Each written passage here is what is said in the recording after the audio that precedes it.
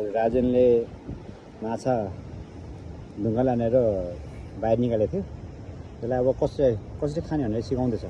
त्यसको भुँडी निकाल्नुहोस् त। एउटा निकालिसक्यो। निकालिसक्यो।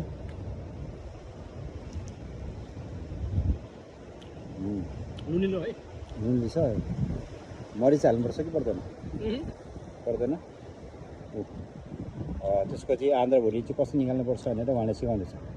यो अलिकति ठुलो छ, त्यही भएर त्यसको के भन्छ त्यसलाई? कत्ला। कत्ला कसरी निकाल्ने भनेर पखाल्नु न। एकदम नुनिलो छ माछा चाहिँ। पखाल्नु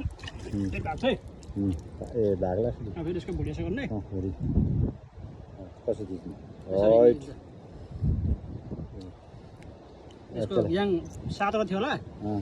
ढुङ्गाले हान्दा 5वटामा 2टा अठ्यायो, अरू भाग्यो। This is the gills. यसलाई यसो निकालेर खानुपर्छ। यसको चारो हुन्छ।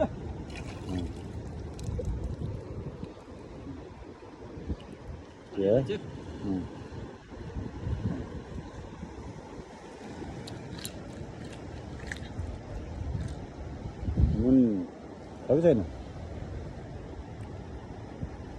साल्टी। ओके ल फिनिस। Thank you.